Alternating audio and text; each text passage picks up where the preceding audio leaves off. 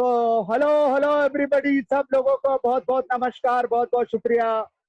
और कठपुतली बोलेगी, कठपुतली वर्तमान के बारे में बोलने के लिए आ गई है। मैं YPPP एक पोटली रेत की तरफ से आप सब तमाम दर्शकों का बहुत बहुत शुक्रिया करता हूं और आप सबको नमस्कार करता हूं।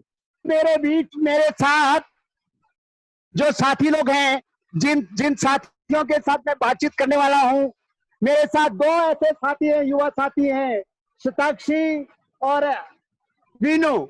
तो आप दोनों मेरे साथ बातचीत करेंगी और हम लोग पर्यावरण को लेकर बातचीत करने वाले हैं।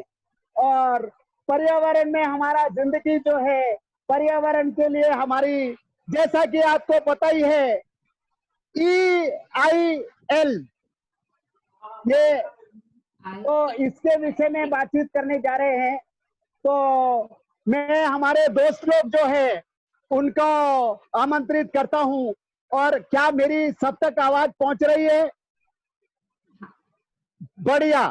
तो मैं शताक्षी को और विनया को आमंत्रित करता हूं। और आज हमारा सबसे मुख्य विषय है, जिस विषय पे हम बातचीत करना चाहते हैं, कि ये एक कानून सरकार की तरफ से पहले बना था कि पर्यावरण की क्वालिटी उसको देखेंगे और जनता तय करेगी कि भाई कोई, जैसे मान लीजिए बांध की योजना है या नदी की योजना है, जनता तय करेगी। और जनता जो है उसने, जनता ने तय करना है कि जनता एक मीटिंग करेगी, फिर असेसमेंट करेगी, उसी कानून को बदलने की बात हो रही है। तो मैं शताक्षी को, विनीता को आमंत्रित करता हूं। आप युवा लोग हैं और शताक्षी, विनीता, ये दोनों स्वतंत्र पत्रकार हैं। ये ऐसे पत्रकार हैं जो कई सालों से अपने इलाके में काम करते हैं और कई अध्ययन इन्होंने किए हैं, लिखा भी है। तो मैं आमंत्रित करता हूं। शताक्षी, आप मेरी आवाज सुन रही हैं? बिल्कुल बिल्कुल, एकदम साफ सुनाई तो देता है। वेलकम शताक्षी, आप थोड़ा अपने बारे में इंट्रोडक्शन दीजिएगा। और ये कानून मैंने सुना है, ये कानून इतना सरकार की तरफ से अभी इसमें परिवर्तन लाए जा रहे हैं। तो पहले तो थोड़ा मुझे इस कानून के बारे में बताओ, और उसके बाद ये कानून क्यों बदला जा रहा है, ये क्या चीज है, इसके बारे में थोड़ा कानून के बारे में समझाइए। बिल्कुल। तो पहले मैं अपने परिचय से शुरू करती हूँ। मैं शताक्षी हूँ, मैं पुणे में रहती हूँ। यहाँ पे स्वतंत्र पत्रकार हूँ और कई संस्थाओं के साथ काम भी करती हूँ पर्यावरण के विषयों पे, जैसे नदी संवर्धन हुआ या फिर पर्यावरण शिक्षण हुआ।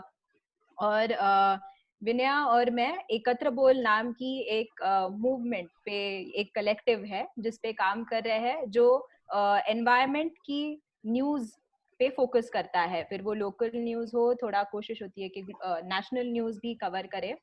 विनया, आप अपना परिचय बता दिए। बिल्कुल। नमस्ते टिड्डाराम जी, मैं विनया हूँ। मैं पुणे में रहती हूँ। मैं स्वतंत्र पत्रकार हूँ। मैं पर्यावरण के ही विषय पे काम करती हूँ और कई पिछले 2-3 साल में मैंने पर्यावरण के विषय पे ज्यादा फोकस किया है। और अभी पिछले साल हम शताक्षी और मैं, हम दोनों एक पोटली की रेत के ही एक प्रोजेक्ट पे, कल्चर सबमर्ज करके प्रोजेक्ट था, उस पे हम दोनों ने काम किया।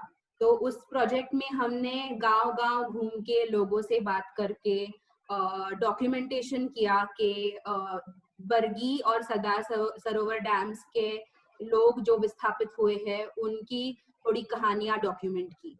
तो अब हम ये ड्राफ्ट EIA के बारे में थोड़ा बात करेंगे। मैं बताती हूँ कि EIA ये क्या कानून होता है। तो EIA का कानून ऐसा कानून है जिसकी मदद से सरकार हर जो प्रोजेक्ट होते हैं, देश के विकास के लिए प्रोजेक्ट होते हैं, उसकी जांच करती है।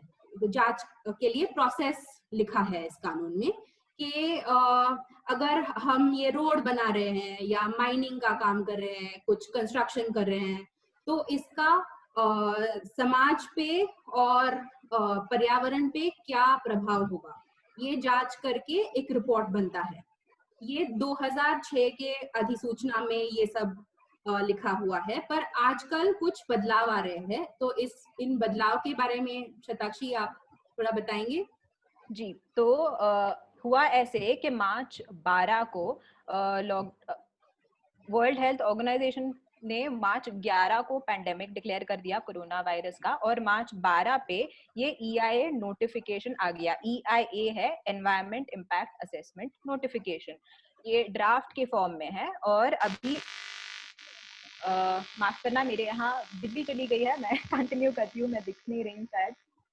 हाँ, हाँ, तो ये अधिसूचना में काफी सारे एक्सपर्ट्स ने और काफी सारे एक्टिविस्ट ने, लॉयर्स ने, बहुत लोगों ने ऑब्जर्व किया है कि क्या गड़बड़ है या क्या नहीं होना चाहिए। तो इसमें से पहली बात ये है कि इसे कहते हैं पोस्ट फैक्टो क्लियरेंस।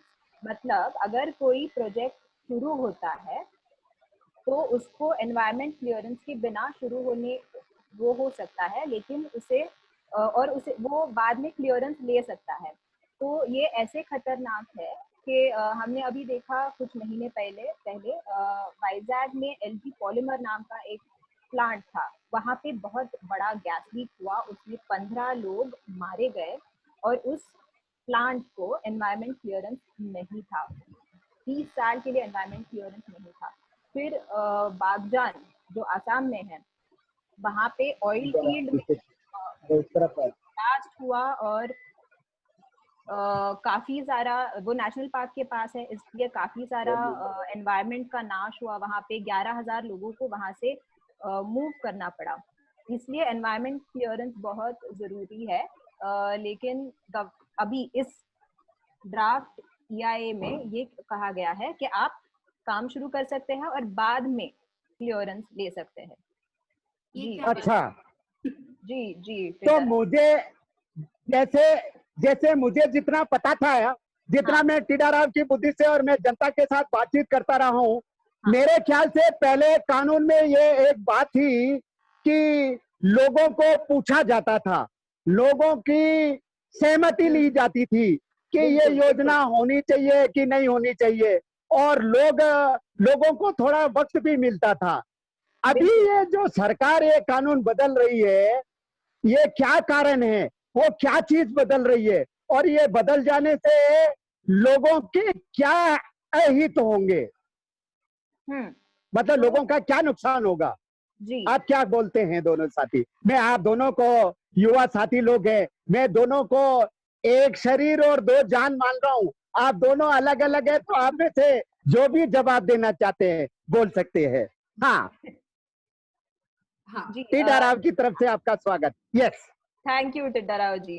तो आगे ये सरकार ऐसे क्यों कर रही है, ये डिस्कस करने से पहले इसमें और क्या क्या प्रॉब्लम है ये फटाफट कवर कर लेते हैं। इसके बारे में काफी बात हो चुकी है, तो विनया आप अच्छा। आगे का पॉइंट और बता दीजिए। हमको जो बात बहुत गलत लगी ये है इस कानून के बारे में कि ये जो बदलाव आ रहे हैं वो कह रहे हैं कि जो कंपनियां हैं या इंडस्ट्रीज हैं जो उल्लंघन कर रहे हैं कानून का, वो खुद ही रिपोर्ट करेंगे अथॉरिटीज को, खुद ही रिपोर्ट करके बताएंगे कि हमने ये उल्लंघन किए, अभी हमको एनवायरमेंट क्लियरेंस दे दीजिए।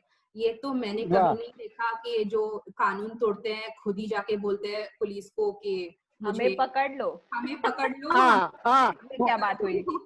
मतलब लो, ऐसा तो मैंने कभी नहीं देखा। मुझे पता नहीं है क्या सोच के ये इस कानून में ये प्रोविजन लाया गया है। और भी कई प्रोविजंस है इसमें जो बिल्कुल प्रॉब्लमैटिक है। चत्तू और यस, तो टिड्डाराव जी जो आप कह रहे थे कि लोगों का हाँ, फीडबैक लेने के लिए 2006 के कानून में 30 दिन का वक्त दिया जाता था, लेकिन अभी ये अच्छा, जो ड्राफ्ट बता रहा है कि ये समय कम होके सिर्फ 20 दिन का बनाया जाएगा। तो अच्छा, आप सोचिए कि जब नया प्रोजेक्ट आता है तो उसमें कितनी बारीक बारीक तकनीकियां होती है, उसमें स्टडी करने की कितनी ज्यादा जरूरत होती है। वो 30 दिन में वैसे भी करना मुश्किल है, लेकिन उसको कम करके 20 दिन बनाया गया है। तो ये मुझे गड़बड़ है। मैं आपके साथ मेरी बात विचार जोड़ता हूँ। पंचेश्वर बांध में जन सुनवाई हो रही थी और वहां पे एक मीटिंग रखी गई थी और लोग आए, बातचीत हुआ। मेरे ख्याल से इतना बड़ा अधिकार था, लोगों ने अपने विचार रखे और सरकार ने उन चीजों को, और 30 दिन भी, क्योंकि इतना बड़ा क्षेत्र है, वो भी कम थे। उसको बिल्कुल। बढ़ाने की जगह उसको और कम करना, ये तो एकदम जनता के आंखों में धूल झोंकने वाला बात हुआ। बिल्कुल जी। बिल्कुल टिड्डाराम जी। और इस कानून में, इस बदलाव के कानून में और ज्यादा कैटेगरीज हैं जो पब्लिक हियरिंग से उसमें एग्जेम्पशन कर दिया है कि इन सब कैटेगरी के प्रोजेक्ट्स को बिल्कुल पब्लिक हियरिंग की जरूरत ही नहीं है। ऐसे कैटेगरी B2 के प्रोजेक्ट्स को में डाल दिया गया है और इन प्रोजेक्ट्स में बिल्कुल कंस्ट्रक्शन प्रोजेक्ट्स और मॉडर्नाइजेशन प्रोजेक्ट्स, मतलब इरिगेशन मॉडर्नाइजेशन प्रोजेक्ट्स और ऐसे कई सारे प्रोजेक्ट्स हैं जो B2 कैटेगरी में डाल दिए गए हैं। और शायद इनका ये कहना है कि इन प्रोजेक्ट्स का एनवायरनमेंट पे कोई इम्पैक्ट होता ही नहीं है, पर हमने तो देखा है कि हर प्रोजेक्ट का कोई ना कोई एनवायरनमेंट इम्पैक्ट होता ही है। एनवायरनमेंट और सोशल इम्पैक्ट बिल्कुल होता ही है। ये पहले का होना कानून ही चाहिए। सोचता था कि ये जो इम्पैक्ट हो रहा है, ये जो हमको प्रॉफिट मिल रहा है, जो अच्छा हो रहा है इस प्रोजेक्ट से, ये ज्यादा है या इम्पैक्ट ज्यादा है।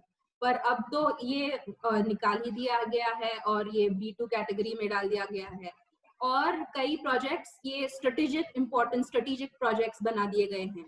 तो इसका मतलब है कि ये डिफेंस की वजह से, डिफेंस नेशनल सिक्योरिटी या डिफेंस कैटेगरी में आते हैं। इनके लिए भी पब्लिक पार्टिसिपेशन जरूरी नहीं है, ऐसा लिखा है इस ड्राफ्ट में। और ये भी लिखा है कि सरकार कोई भी प्रोजेक्ट मतलब कोई भी प्रोजेक्ट इस स्ट्रेटेजिक इंपॉर्टेंस में ला सकती है, स्ट्रेटेजिक प्रोजेक्ट बना सकती है। और ये कुछ डेफिनेशन नहीं दिया है कि किस तरह के प्रोजेक्ट्स स्ट्रेटेजिक प्रोजेक्ट्स डिक्लेयर कर दिए गए हैं। आप दोनों साथियों से मैं एक सवाल इसी से जुड़ा हुआ पूछना चाहता हूँ। आखिर सरकार ऐसा क्यों कर रही है? उनकी मंशा क्या है इसके पीछे? उनका वक्तव्य, उनका क्या सोचना है? क्यों ऐसा कर रही है वो? अच्छा, किसको फायदा पहुंचाना चाहते हैं?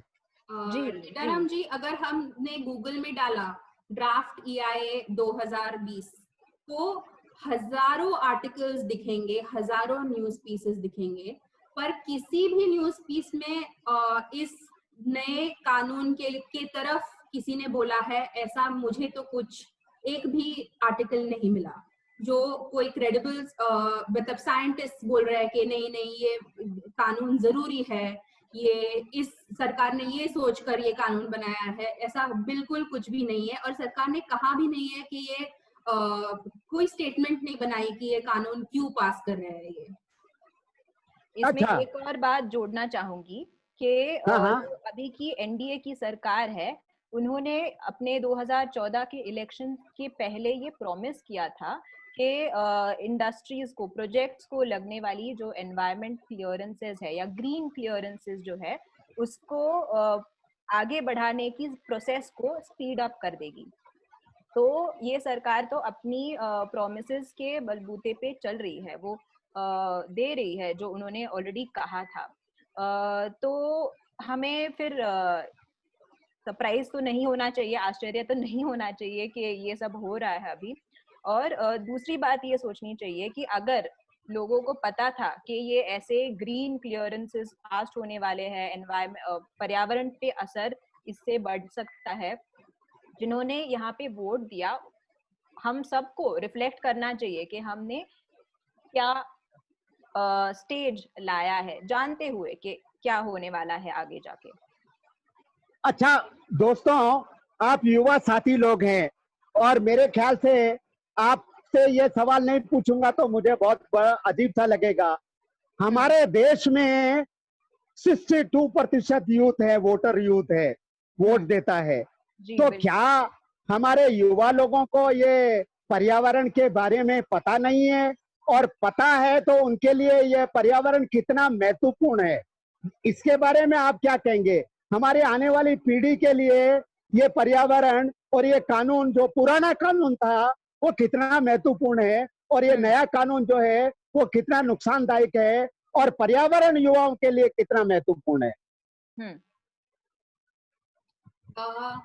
तो हम मैं मेरे अनुभव के बारे में बताना चाहती हूँ।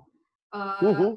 जब मैं तो अभी युवा नहीं हूँ, तो जैसा मुझे शताक्षी रोज हर जन्मदिन याद दिलाती है, मैं युवा नहीं हूँ, फिर भी मैं शुरुआत हाँ करूंगी।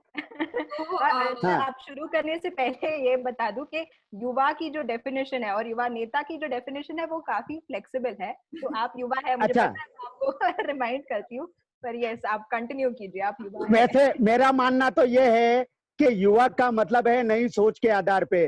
कई बार बिल्कुल। युवा है, वो भी क्या होता है ना, वो ही घिसे पिटे, वो ही पुराने सोच में, वो ही इधर उधर इधर उधर में लगे रहते हैं। तो नई सोच का मतलब प्रोग्रेसिव थॉट और प्रोग्रेसिव पॉलिटिक्स और जन पॉलिटिक्स कैसे हो सकती है। तो मेरा युवाओं के बारे में ये कहना है। आप दोनों युवा है मेरे लिए, फिर भी हमारा 62% युवा है जिसको हाँ, समझ में आना चाहिए कि पर्यावरण उनके लिए कितना महत्वपूर्ण है। जी प्लीज।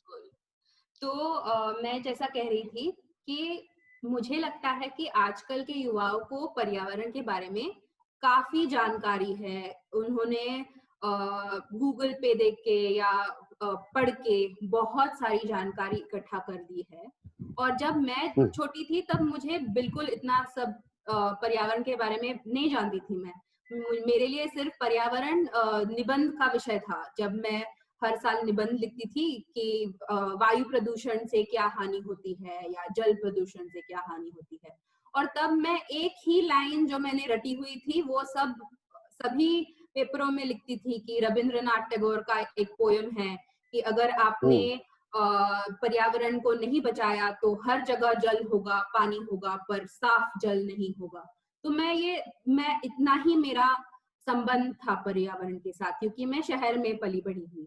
पर आजकल के शहरी बच्चे और युवा बहुत जानकारी रखते हैं। और जब मैं पिछले साल मैंने एक स्टोरी के लिए कुछ युवाओं से बात की, तो उन्होंने इतने सारे विषय में मुझे बताए और मुझे लगा कि इनकी समझ बहुत ज्यादा है पर्यावरण के बारे में।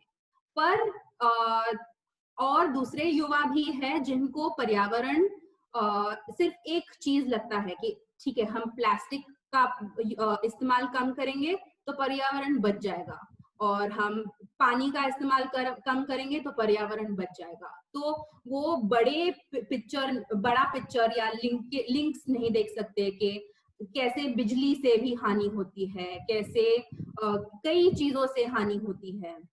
पर अभी वो जो सोच रहे हैं उनको ज्यादा बढ़ावा देना चाहिए, और सोचने को, और रिसर्च करने को, और जानकारी लेके सजग होने को। तो इधर की युवा शताक्षी, आप और बात करना चाहेंगी इसके बारे में? जी जी, मैं यहाँ पे ये ऐड करना चाहूंगी कि 20 साल पहले भी ये प्रॉब्लम्स थी ही नहीं जिनके बारे में युवाओं को या बच्चों को खुद कंसर्न होना चाहिए था। कि जैसे अभी क्लाइमेट क्राइसिस जो कह रहे हैं, वो हाल फिलहाल में इतना ज्यादा चर्चा में आया है। प्लास्टिक का प्रॉब्लम हो, वाह लाइट आ गई, सच है, सत्य है।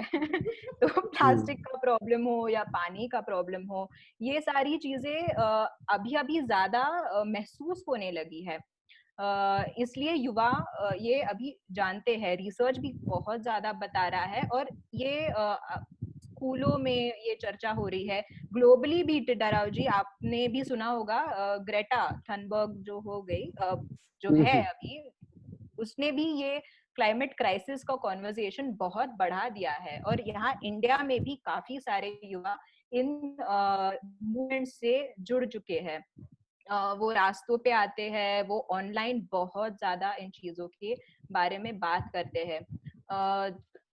तो एक और मुझे छोटी सी बात हाँ जी जी जी जोड़ना चाहूंगी कि जब किसी बड़े बुजुर्ग से यहाँ पे पुणे में बात होती है कि नदियाँ कैसे होती थी, तो वो कहते थे हमारे बचपन में, हम जब यंग होते थे, हमें इस नदी में तैरने को मिलता था, हमने तो वो कभी देखा ही नहीं है। हमने तो देखा है कि नदियां खराब हो चुकी है तो क्या करें क्या हम, तो हमें इस बारे में बात करना पड़ रहा है और सजग गुड। है युवा, बोल पा रहा है, कोशिश जारी है, ये तो मेरा पक्का बिलीफ है अभी। मुझे मुझे एक सवाल पूछना है। मुझे ये बताओ, ये पानी, हवा, इन्वायरमेंट, ये नेचुरल रिसोर्स हमारे युवाओं के लिए कितने महत्वपूर्ण हैं? उनकी जिंदगी के लिए महत्वपूर्ण कितने हैं? क्या जितने महत्वपूर्ण होने चाहिए, क्या उतने सजग हैं युवा आपकी नजर में? हाँ, हम्म। तो जी विनया, ये जो आप अभी कह रहे हैं, ये मुझे लगता है कि 2000 पिछले साल जब ग्रेटा थनबर्ग के बारे में लोगों को पता चला, तो बहुत और लोग जुड़ गए इस मूवमेंट में, पर और भी लोग जोड़ने के लिए बहुत स्कोप है। अभी बहुत लोग और है जिनको अपनी ही पढ़ाई या अपनी ही जॉब या अपनी ही इतने प्रॉब्लम्स होते हैं कि ये अवेयरनेस अभी उन तक नहीं पहुंची है, ऐसा मुझे लगता है। मतलब ग्रेटा कहती है कि ये हमारा फ्यूचर है, और ये बुजुर्गों को देख के बोलती है कि आप लोग तो चले जाओगे, हमको देखना पड़ेगा ये क्या हो रहा है, और हमारा ये फ्यूचर के साथ आपने खिलवाड़ किया है, ऐसा ग्रेटा कहती है।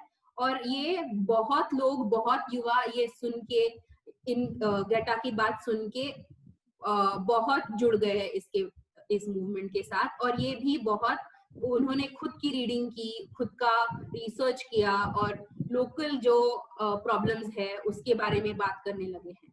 पर और भी बहुत स्कोप है लोगों को ऐड करने को इस मूवमेंट में।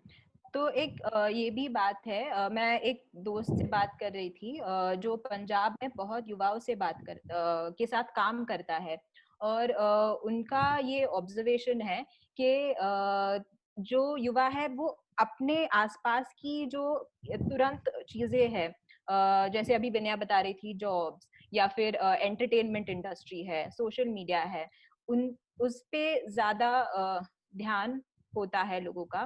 फिर जो काफी सारी हमारी सोशल स्ट्रक्चर्स बनी हुई है, फिर वो कास्ट हो, जेंडर हो, उसी को सुलझाते सुलझाते युवाओं की इतनी एनर्जी निकल जाती है, उस पे इतना अटेंशन देना पड़ता है कि कभी कभी पर्यावरण जैसी चीजों पे को समझने में या उस पे बात करने में ज्यादा ध्यान नहीं दे पाते। तो इसमें मेरे उस दोस्त का ये भी कहना था कि हमारी एजुकेशन सिस्टम जो है उसमें भी उससे ही ऐसी प्रॉब्लम्स आती है कि क्रिटिकल एनालिसिस हो, या फिर ये जो विनया भी कह रही थी, कनेक्ट करना चीजों को, एनालाइज करना चीजों को, ये हो ही नहीं पाता है। तो क्या अभी देती हूँ कि जब मैंने LLB पढ़ा है टिड्डाराम जी, मैंने ये वकीली पढ़ी है, और वकीली में एक सब्जेक्ट होता है पर्यावरण का कानून। तो जब मैं पढ़ रही थी, ग्रेजुएशन कर रही थी, तब मुझे ये किताब, हमारी एक किताब थी, टेक्स्ट बुक थी, और मैंने आज ये किताब खोली और मैंने देखा कि सब हाईलाइट किए हुए चीजें, सिर्फ वो एग्जाम में आने वाली चीजों को मैंने हाईलाइट करके रखा है, और वो बाकी चीजें पढ़ी ही नहीं है। क्योंकि जब मैंने आज ये पढ़ा तो मुझे पता चला कि इतने सारे इंटरेस्टिंग चीजें हैं इस किताब में, पर मैंने पढ़ी ही नहीं है। और अभी इतने सालों के बाद मैं ये किताब खोल रही हूँ और इस किताब को ठीक से ढंग से पढ़ पा रही हूँ। तो मैंने सोचा, जब मैं ये वकीली का अभ्यास कर रही थी, तब मेरा सिर्फ एक ही लक्ष्य था कि एग्जाम में ठीक से लिखना और नंबर पाना। मैंने ये नहीं सोचा कि ये जो मैं पढ़ रही हूँ इसका जग में क्या प्रभाव, क्या कॉन्सिक्वेंसेस होते हैं, इस अभ्यास के कॉन्सिक्वेंसेस मैंने सोचे ही नहीं थे। तो ये जो जैसे आप बता रहे हैं कि काफी सारी चीजें युवाओं को कुछ कर रहे हैं, कुछ चीजें सोची ही नहीं थी, कुछ चीजें जैसे आप बता रही हैं अपने अनुभव से, तो मुझे एक क्या ये जो EIA जो कानून है, ये क्या वाकई आने वाले समय में इससे परेशानियां क्या हो जाएगी हमारे देश में या युवाओं को? क्या कष्ट आएगा? देश में क्या परेशानियां आने वाली है? क्या ऐसा है जो जिसके कारण हमारा पर्यावरण या हमारे रिसोर्स या हमारे लोगों को ये बदलाव आने से दिक्कतें क्या-क्या आने वाली है आपके हिसाब से? जी, तो आगे बढ़ने से पहले मैं जो सारे हमें सुन रहे हैं युवा साथी हो बाकी बड़े बुजुर्ग हो, प्लीज हमें क्वेश्चंस पूछते रहिए। फेसबुक पे जो लाइव आप देख रहे होंगे वहाँ पे जो हमारे वॉलंटियर्स है वहां से क्वेश्चंस लेके हमें पूछते रहेंगे और हम जितना हो सके उतना रिस्पॉन्ड करते रहेंगे। कुछ कमेंट्स हो तो कमेंट्स भी डाल दीजिए, उसको भी रिस्पॉन्ड करेंगे, टिड्डा राव जी के लिए हो या हम दोनों के लिए हो। हाँ, और हमारा जो एक पोटली रेत की और YPPP की जो आप जिस पे और इस कार्यक्रम के बारे में भी कुछ बोल सकते हैं, कुछ पूछना चाहते, जरूर सवाल पूछिए। Yes please. बिल्कुल। हाँ। तो ये अभी आप जो टिड्डा राव जी पूछ रहे थे कि ये बदलाव आने से हमें क्या दिक्कतें हो सकती है, तो इसमें थोड़ा सा ये भाग है कि कुछ जगह पे एनवायरनमेंट वर्सेस डेवलपमेंट, ये वाली काफी पुरानी डिबेट है, आर्ग्यूमेंट है कि पर्यावरण को आप बचा सकते हो या फिर आप डेवलप हो सकते हो। तो ये सॉल्व करना तो काफी मुश्किल है ही, लेकिन मैं शुरुआत यहाँ से करती हूँ कि आंकड़ों में समझने की कोशिश करें हम।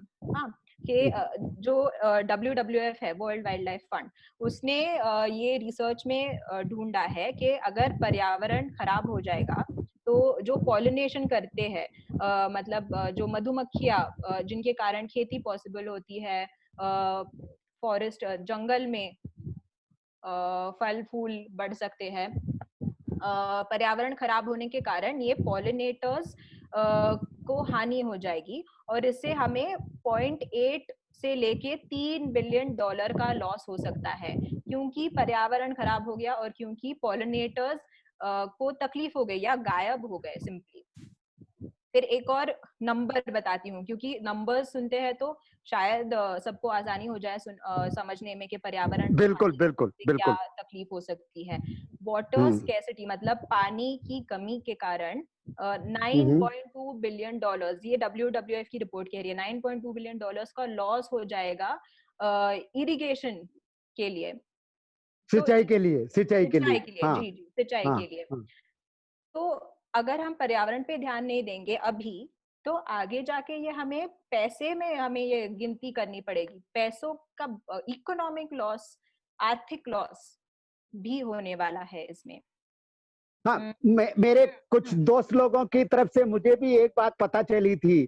मेरे कुछ युवा साथी बोल रहे थे कि भाई हमारे जो हम पर्यावरण पे अपनी भागीदारी निभाते हैं, अपने आप का हम पार्टिसिपेट करते हैं, हम अपने नेचुरल रिसोर्स की रक्षा करते हैं, उसके लिए हमें एक अधिकार मिलता है कि हम जाके उसमें लोगों को बोलें कि ये योजना ठीक है या गलत है, इसको होना चाहिए या नहीं होना चाहिए। तो इसमें जनता का पार्टिसिपेशन खत्म होगा अगर ये जो बात कर रहे हैं, या इसमें कमी आ जाएगी। तो ये एक बात मेरे को आपकी बात के साथ मैं भी जोड़ना चाहता था। और आप इसके बारे में मुझे एक चीज और समझना, जैसे आपने बताया पानी, हाँ। पानी की कमी हो जाएगी, बहुत इंपॉर्टेंट बात है। और युवाओं को पानी भी चाहिए, जंगल भी चाहिए, आने वाली पीढ़ी को चाहिए ही चाहिए। हमारे जैसे बूढ़े तो खा पी के मर जाएंगे, सच बात है, पूरा नाश कर देंगे। हाँ, कुछ नहीं छोड़ने वाले हैं।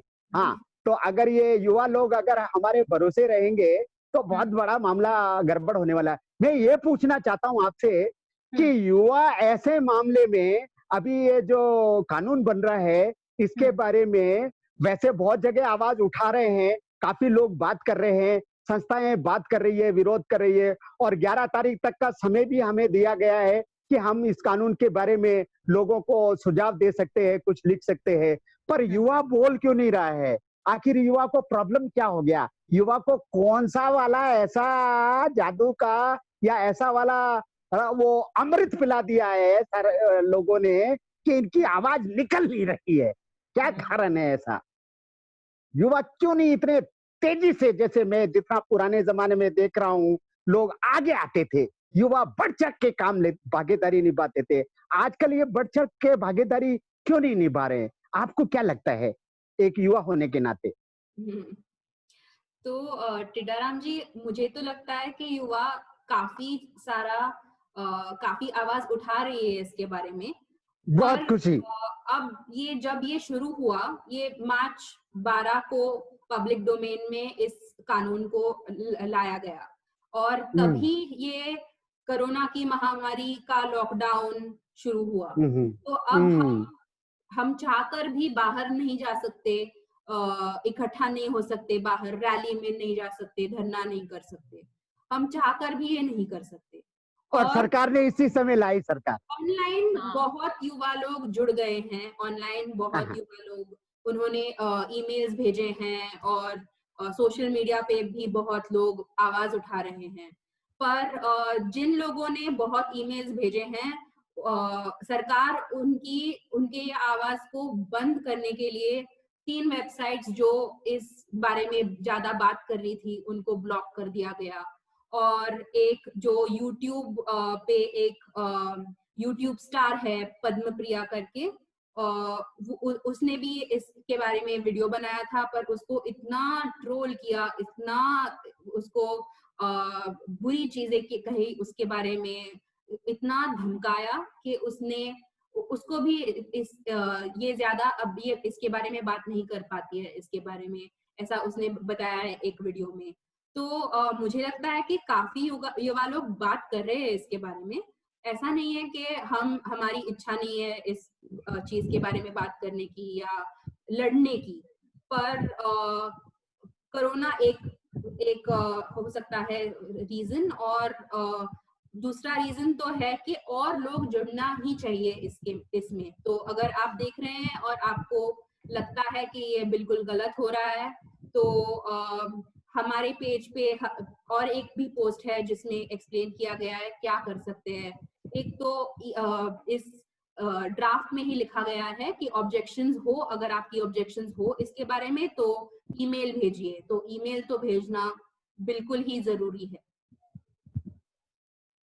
जरूर जरूर जरूर। टिड्डाराव जी, मैं इसमें एक और बात ऐड कर दूं कि ये जो ड्राफ्ट नोटिफिकेशन है ये सिर्फ 3 ही भाषाओं में आया है अब तक। परसों की न्यूज में पढ़ रही थी, मराठी, नेपाली और उड़िया लैंग्वेज, जबकि इसे जरूरी है आना 22 टोटल लैंग्वेजेस में। अच्छा। तो अगर कोई युवा अलग भाषा में ये पढ़ना चाहे, अलग भाषा में ये समझना चाहे, तो इनके लिए उपलब्ध ही नहीं है। तो ये भी सिस्टम की भी दिक्कतें हैं जिसके कारण युवा पार्टिसिपेट नहीं कर पा रहे हैं। और एक और बात जो विनया ने कही उसमें ऐड कर दूं कि जो 3 वेबसाइट ब्लॉक कर दिए गए, उनमें उनको टेररिस्ट लॉ, टेररिस्ट एक्ट के अंडर ब्लॉक किया गया। तो ये काफी खतरनाक चीजें हैं। युवा डर जाते हैं कि आप आवाज उठाना चाहते हो, लेकिन ये कंडीशंस, ये सिचुएशन बहुत टाइट और बहुत मुश्किल हो जाती है आवाज उठाने के लिए। गजब की बात है भाई। पर्यावरण के लिए बात करने वाले लोग भी टेररिस्ट हो सकते हैं, ये तो मैंने कभी नहीं सुना अपनी जिंदगी में। मैं इतने साल देश भर में कठपुतलियां चलाते आया हूं, टेररिस्ट का कानून लगा देंगे? बहुत ही मुश्किल बात है। सही है, मुश्किल की बात है। और मुश्किल टाइम पे ही लोगों का पता चलता है, सच्चाई का साथ पता चलता है। तो हम लोग फिर भी ये कोशिश करेंगे कि यूथ आगे आए और मुझे ये बताओ, अभी युवाओं को इस समय क्या करना चाहिए? मतलब तत्काल क्या ऐसी चीज हम करें जिससे कि हम कैसे इसमें अपनी भागीदारी निभा सकते हैं? मैं कठपुतली होकर मैं क्या करूं और मेरे साथ युवा सुने वो भी क्या करे, या देश का नागरिक है वो भी। ये तो बात समझ में आ रही है कि ये कानून बदलने से लोगों के अधिकारों में कमी आएगी और पर्यावरण का ज्यादा नाश होगा। और आने वाली जितनी जो आपने पर्दे में जो बातें बोली है, बड़े बड़े उद्योगपतियों को आसान हो जाएगा। जो बड़े बड़े उद्योगपति है उनको बाजार खोल दिया जाएगा, जैसा आप लोगों की बातचीत से समझ में आ रहा है और जैसा हो भी रहा है अनुभव के आधार पे। तो इस समय क्या करना चाहिए युवाओं को और लोगों को, क्या करना चाहिए? आप थोड़ा बताएं दोनों साथी। जी, तो जैसे विनया कह ही रही थी कि जो ईमेल आईडी है वो हम अभी कमेंट्स में शेयर कर देंगे। आपको ये सारी डिस्कशन सुन के जो भी महसूस हो रहा है, जो भी जानकारी मिल रही है, वो उस ईमेल आईडी पे लेटर लिख के भेज दीजिएगा। इसके लिए और जानकारी चाहिए, एक तो गूगल करते रहिए, काफ़ी सारे लोग इसके बारे में बात कर रहे हैं। हमने लिंक भी एक दी है सिटीजन्स गाइड बोल के। ये सवाल भी आया था कि हम और कहाँ पे समझ सकते हैं ईआई के बारे में, और कौन से प्रोजेक्ट्स है जो अलग-अलग कैटेगरीज में है, जैसे B2 में कौन सा है। तो इसके लिए आप रिसोर्सेज हम मेंशन कर रहे हैं। ड्राफ्ट जो है पूरा का पूरा थोड़ा-सा मुश्किल है पढ़ना और वो समझना, लेकिन आप कोशिश करिए कि ये ड्राफ्ट देखिए। ये जो पहला वाला सवाल था कि कौन से प्रोजेक्ट्स है, वो आया था कैरोलीन आर सैम से। और जो दूसरा सवाल है जो टिड्डा जी आपने भी अभी पूछा कि हम अभी करें क्या, गवर्नमेंट को कैसे हम समझाए कि ये ड्राफ्ट फिर से वापस ले ले। तो ये ईमेल वाला मैंने आपको एक तरीका बताया। विनु, और आप आगे बताना चाहोगे? और ये अब इस मूवमेंट में और लोग जोड़ना बहुत बहुत इम्पोर्टेंट है, क्योंकि अगर और लोगों को पता चलेगा और लोग ईमेल भेज पाएंगे, अपनी राय सरकार को बता पाएंगे, तभी हम ये रोक सकते हैं। तो अभी तो और लोगों, अपने माता पिता से, अपने भाई बहन से, अपने फ्रेंड से बात कीजिए इसके बारे में, और उनकी राय जानिए, और उनको भी बोलिए कि अगर उनको ये इस कानून से कोई प्रॉब्लम है, उनको क्या लगता है, ये उनको भी बोलिए कि वो भी जोड़ जाए इस मूवमेंट के साथ, और ईमेल भेजे या सोशल मीडिया पे बात करें और अपनी आवाज उठाएं।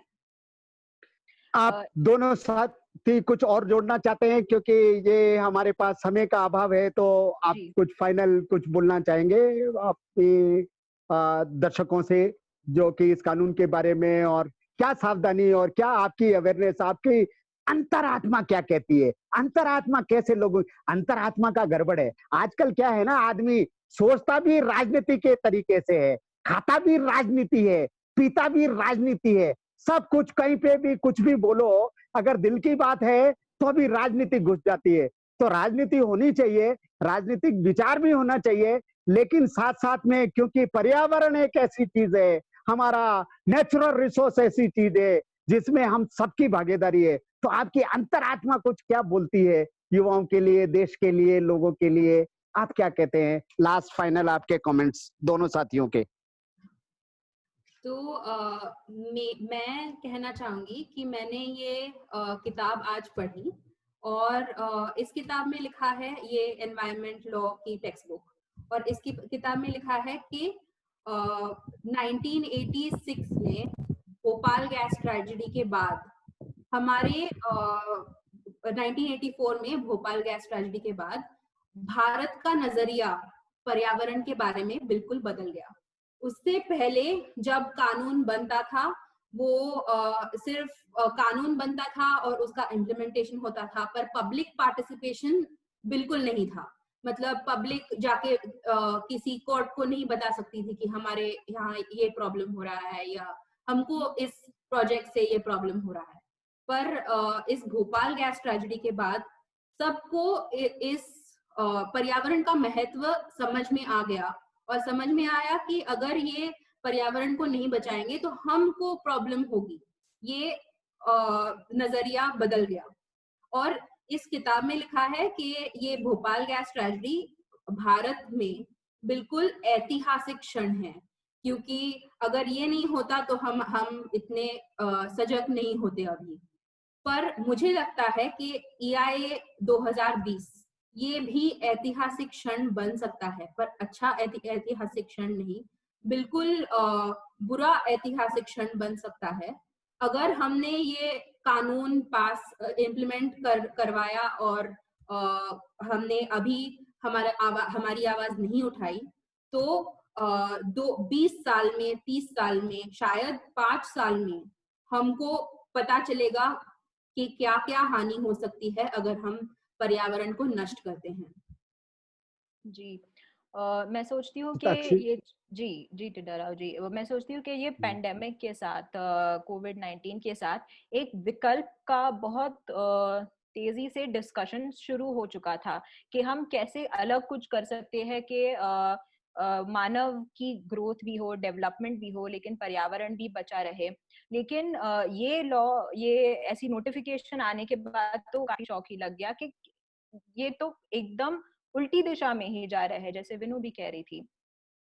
एक हाल फिलहाल में मैं एक पेपर पढ़ रही थी, शरद चंद्र लेले जो जो कहते हैं कि इस वक्त हमें यूटोपिया के बारे में सोचना चाहिए, क्या आइडियल कंडीशन हो सकती है उसके बारे में सोचना चाहिए, ना कि सिर्फ प्रैक्टिकल चीजों के बारे में सोचना चाहिए। मतलब हम ये ना सोचे कि पोल्यूशन कैसे कम करे या डिस्ट्रक्शन पर्यावरण का कैसे कम करे, हमें ये सोचना चाहिए कि पोल्यूशन हो ही ना और डिस्ट्रक्शन हो ही ना, ये समय आना ही नहीं चाहिए।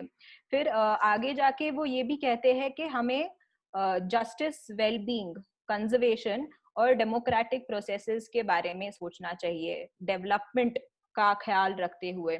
मतलब न्याय, मानव कल्याण, पर्यावरण संरक्षण और लोकतांत्रिक प्रक्रियाएं, ये बार बार हमें सोचती रहनी चाहिए। मैं इससे बहुत सहमत हूँ जो ये कहते हैं ले जी।